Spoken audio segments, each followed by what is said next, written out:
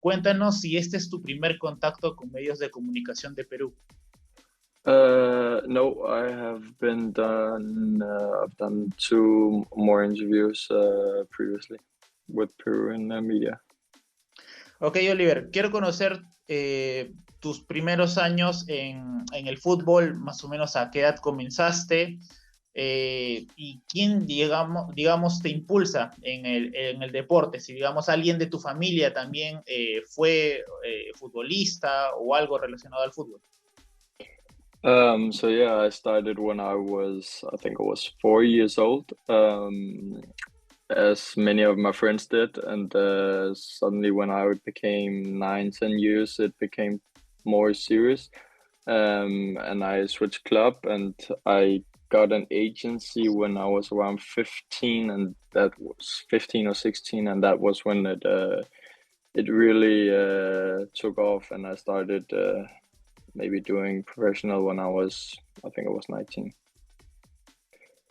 No, there have never been any footballers in my family. My dad, he used to ride bicycles and did a lot of marathons. So no soccer connected to my family.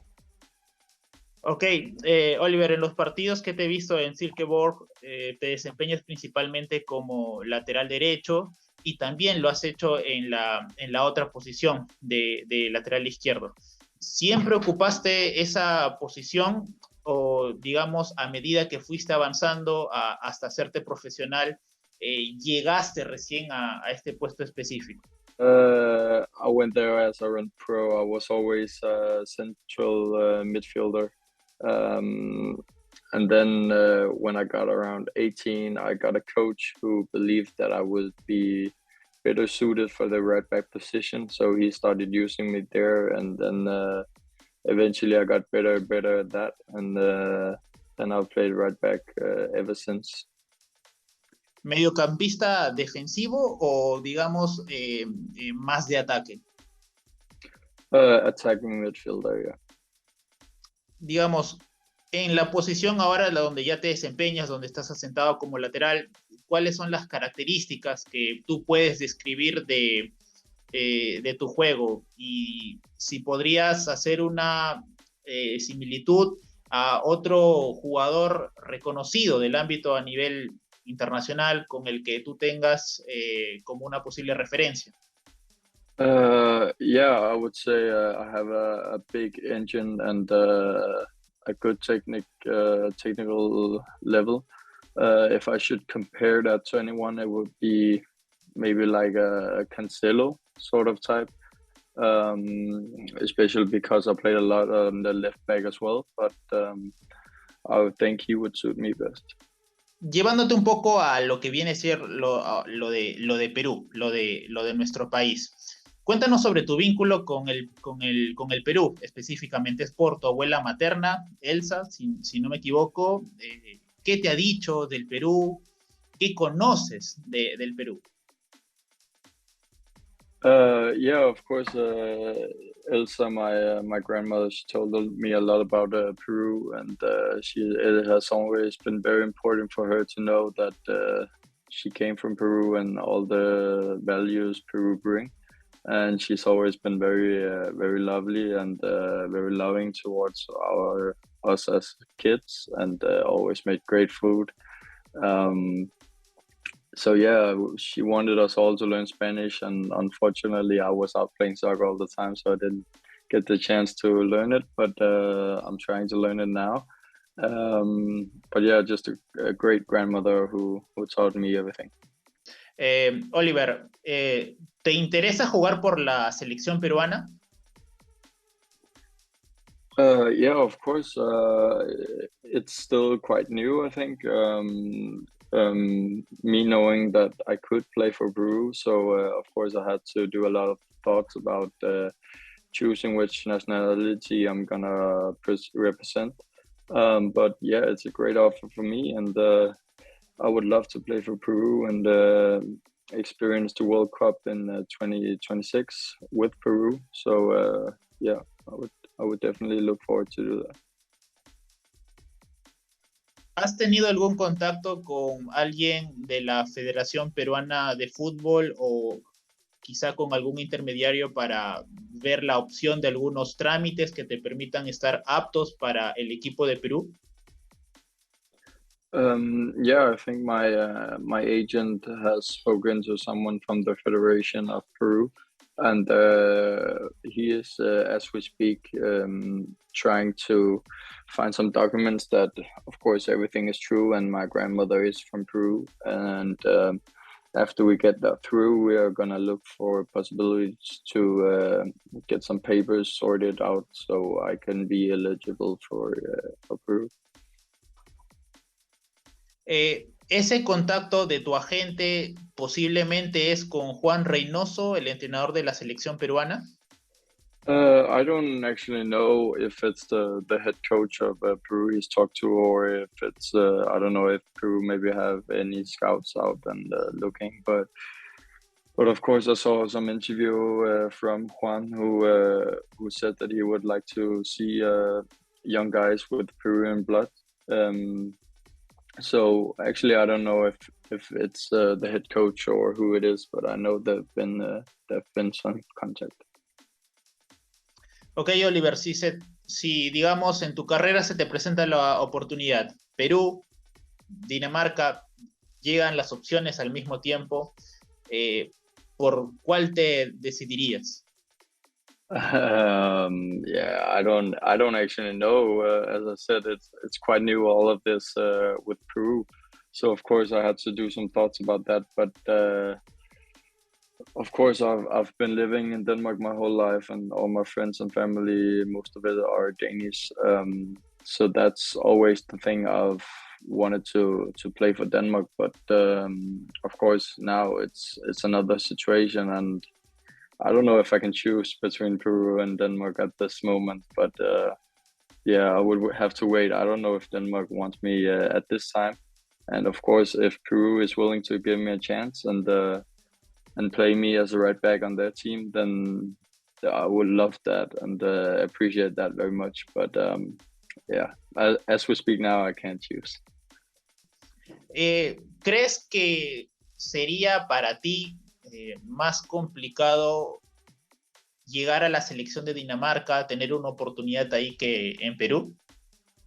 Yeah, of course. I think there's a lot of competition in Denmark. I know we might have maybe 7 or 8 really good right backs at the moment who would be before me in the line. So of course the competition in Denmark is very high at the moment, and we got a lot of good right backs at the moment. So for me, if I had the opportunity to go to Peru and maybe be valued higher, then of course I would do that, and I would do my best to perform every game. So yeah.